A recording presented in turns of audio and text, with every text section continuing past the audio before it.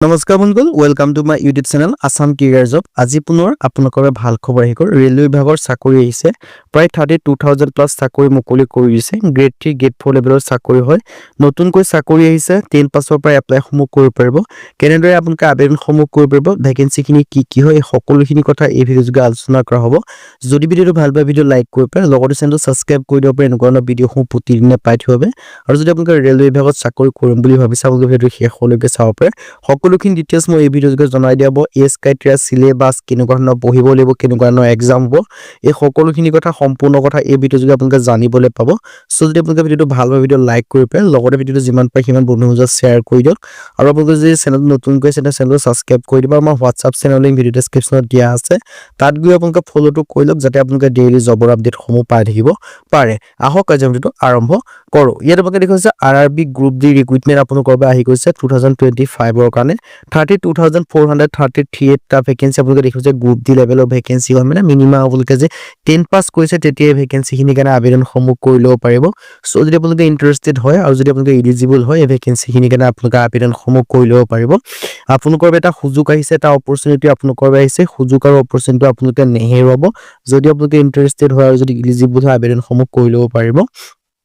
আৰু ইয়াৰ কাৰণে লাষ্ট ডেটটো দিয়া আছে 22/2/2025 ফেব্ৰুৱাৰী মাহৰ 22 তাৰিখ পৰ্যন্ত ভ্যাকেন্সিখিনিৰ কাৰণে আবেদনসমূহ কৰি ল'ব পাৰিব। আৰু ৰেলৱে ৰিক্ৰুইটমেণ্ট বৰ্ডৰ ফালৰ পৰা ভ্যাকেন্সিখিনি আহিছে, এপ্লাই অনলাইন যোগে কৰিব পাৰিব। সো যদি ইণ্টাৰেষ্টেড হয় আৰু যদি এলিজিবল হয়, আপোনালোকে আবেদনসমূহ কৰি ল'ব পাৰিব। RRB গ্ৰুপ ডি ৰিক্ৰুইটমেণ্ট 2025ৰ কাৰণে আহিছে। নেম অফ দ্য পোষ্ট দেখিছে গ্ৰুপ ডি লেভেল 1ৰ ভ্যাকেন্সি আহিছে। টোটেল পোষ্ট আছে 32,438 টা ভ্যাকেন্সি আপোনালোকে দেখিবলৈ পাইছে। আৰু ভ্যাকেন্সিসমূহ আপোনালোকে জোন ৱাইজত ভাগ কৰা আছে। ৱেষ্টাৰ্ণ ৰেলৱে মুম্বাইৰ কাৰণে ভ্যাকেন্সি আছে, নৰ্থ ৱেষ্টাৰ্ণ ৰেলৱে জয়পুৰৰ কাৰণে ভ্যাকেন্সি আছে, সাউথ ৱেষ্টাৰ্ণ ৰেলৱে জুবলি কাৰণে ভ্যাকেন্সি আছে, ৱেষ্ট চেণ্ট্ৰেল ৰেলৱে ভ্যাকেন্সি আছে, ইষ্ট কোষ্ট ৰেলৱে ভ্যাকেন্সি আছে, south east central railway vacancy আছে, নৰ্থ ইষ্টাৰ্ণ ৰেলৱে ভ্যাকেন্সি আছে, সাউথাৰ্ণ ৰেলৱে ভ্যাকেন্সি আছে, আৰু নৰ্থ ইষ্টাৰ্ণ ৰেলৱে ভ্যাকেন্সি আছে। এনেকৈ আপোনালোকৰ প্ৰতিটো জোন ৱাইজ আপোনালোকে ভ্যাকেন্সিখিনি আছে। আৰু আপোনালোকে যিটো মন যায় সেইটো আপোনালোকে আবেদনসমূহ কৰি ল'ব পাৰিব। আৰু আমাৰ অসমৰ ক্ষেত্ৰত গুৱাহাটী ভ্যাকেন্সি দেখিবলৈ পাব, যিটো আপোনালোকৰ north east frontier railway Guwahati হয়। ইয়াৰ কাৰণে 2048 টা আছে। সো যদি বাকীকেইটা কাৰণেও আপোনালোকে আবেদনসমূহ কৰি ল'ব পাৰিব। বাকীকেইটা যিকেইটা ৰেলৱে আছে সেইকেইটাৰ কাৰণেও আপোনালোকে আবেদনসমূহ কৰি ল'ব পাৰিব। আপোনালোকৰ মনৰ ইচ্ছাৰ কথা যোনটো কাৰণে আবেদনসমূহ কৰি ল'ব বিচাৰে। এজ লিমিট 18 পৰা 34 বছৰ পৰ্যন্ত আবেদনসমূহ কৰিব পাৰিব। লগতে এজ সিলেকশ্যনসমূহ লাভ কৰিব প্ৰতিটো ক্ষেত্ৰত। এজ সিলেকশ্যন কেনেকৈ পাব কৈছোঁ। SC SC কাৰণে 5 বছৰকৈ, OBC কাৰণে 3 বছৰকৈ, PW আনৰিজাৰ্ভৰ কাৰণে 10 বছৰকৈ এজ সিলেকশ্যনসমূহ লাভ কৰিব। PW OBC কাৰণে 13 বছৰকৈ এজ সিলেকশ্যনসমূহ লাভ কৰিব পাৰিব। PW SC SC কাৰণে আপোনালোকে 15 বছৰকৈ এজ সিলেকশ্যনসমূহ লাভ কৰিব পাৰিব। লগতে 10 পাছ কৰিলে আপোনালোকে ভ্যাকেন্সিখিনিৰ কাৰণে আবেদনসমূহ কৰি ল'ব পাৰিব। এপ্লিকেশ্যন ফিছৰ ক্ষেত্ৰত আপোনালোকে দেখিব পাৰিছে, আদাৰ্ছৰ কাৰণে 500 টকা, বাকী কাৰণে 250 টকা এপ্লিকেশ্যন ফিজ হ'ব। সো ইণ্টাৰেষ্টেড আৰু এলিজিবল হ'লে আপোনালোকে আবেদনসমূহ কৰি ল'ব পাৰিব। ৰিফাণ্ড আৰু যিসকলে আপোনালোকৰ SC ST হয় বা মাইনৰিটি কমিউনিটি হয় বা ইকনমিক বেকৱাৰ্ড ক্লাছৰ হয়, তেওঁলোকে আপোনালোকে 250 টকা এপ্লিকেশ্যন ফিজ দিবলৈ, বাকীটো আপোনালোকে ৰিফাণ্ড পাব। আৰু ইণ্টাৰেষ্টেড হ'লে আপোনালোকে আবেদনসমূহ কৰি ল'ব পাৰিব। 23 জানুৱাৰীৰ পৰা আবেদনসমূহ ষ্টাৰ্ট হৈছে, 22 ফেব্ৰুৱাৰী ইয়াৰ কাৰণে লাষ্ট ডেট হয়। সো ইণ্টাৰেষ্টেড আৰু এলিজিবল হ'লে আপোনালোকে আবেদনসমূহ কৰি ল'ব পাৰিব যদি আপোনালোকে বিচাৰে। আৰু ইয়াৰ আপোনালোকৰ সিলেকশ্যন প্ৰচেছটো কৰি দিছোঁ। ইয়াৰ কাৰণে কম্পিউটাৰ বেছড টেষ্ট এক্সাম হ'ব, CBT এক্সাম। তাৰপিছত আপোনালোকৰ হ'ব ফিজিকেল এফিচিয়েন্সি টেষ্ট হ'ব, PET এক্সাম হ'ব। তাৰপিছত আপোনালোকৰ হ'ব ডকুমেণ্টছ ভেৰিফিকেশ্যন DV হ'ব। তাৰপিছত আপোনালোকৰ হ'ব মেডিকেল এক্সামিনেশ্যন ME হ'ব।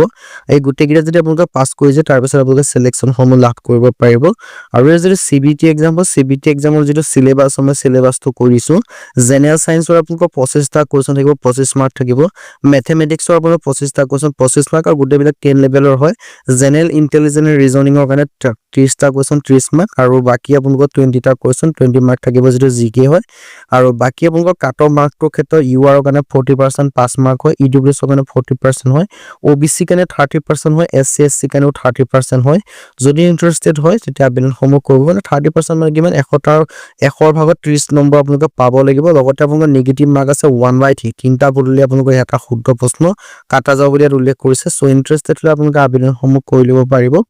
আৰু ইয়াৰ সিলেবাসটো ধুনীয়াকৈ দিয়া আছে ম্যাথমেটিক্স দিয়া আছে general intelligence reasoning general science কেনেকুৱা ধৰণৰ আহিব জেনাৰেল এৱাৰনেছ কেনেকুৱা ধৰণৰ আহিব তাৰ পিছত নেক্সট হ'ব পিইটি যদি আপোনালোকৰ শৰ্ট লিস্টেড হৈ যায় পিইটি বে আপোনালোকৰ 35 কেজি ওয়েট লৈ 100 মিটাৰ খোজ কাঢ়ে ৰানিং আপোনালোকৰ কথা 2 মিনিটৰ ভিতৰত তাৰ পিছত ফিমেলৰ কাৰণে 20 কেজি লৈ যাব লাগিব আৰু ৰানিংৰ ক্ষেত্ৰত 1000 মিটাৰ ৰানিং কৰিব মানে 1 কিলোমিটাৰ 4 মিনিট 15 সেকেন্ডৰ ৰানিং কৰিব লাগিব আৰু ফিমেলৰ বে 1000 মিটাৰ 5 মিনিট 40 সেকেন্ড আছে টাইমটো বঢ়াই দিছে সো ইন্টাৰেস্টেড হয় এলিজিবল হলে আবেদন সমূহ কৰিব পাৰিব আৰু ইয়াত যদি পিইটি যদি সিলেক্ট হৈ যায় আৰু প্ৰথম যদি এক্সামত সিলেক্ট হৈ যায় তাৰ পিছত আপোনালোকৰ ডকুমেন্টস ভেৰিফিকেশন হ'ব আৰু ডকুমেন্টস ভেৰিফিকেশন সিলেকশন লাভ কৰে ফাইনাল মেৰিট লিষ্ট আহিব আৰু ফাইনাল মেৰিট লিষ্টত যে আপোনালোকে সিলেকশন সমূহ লাভ কৰে দেন আপোনালোকে চাকৰি সমূহ লাভ কৰিব পাৰিব সো ইন্টাৰেস্টেড আৰু যদি আপোনালোকে এলিজিবল হয় ভেকেন্সি খিনি কাৰণে আবেদন সমূহ কৰিব পাৰিব আপোনালোকৰ এটা সুযোগ আহিছে এটা অপৰচুনিটি আছে এনেকুৱা সুযোগ আৰু অপৰচুনিটি আপোনালোকে নেহেৰাব আজি ভিডিও মানে যদি ভিডিও ভাল পালে লাইক কৰিব পাৰে লগতে চেনেলটো সাবস্ক্ৰাইব কৰি দিব পাৰে এনেকুৱা ভিডিও প্ৰতিদিনে পাই থাকিব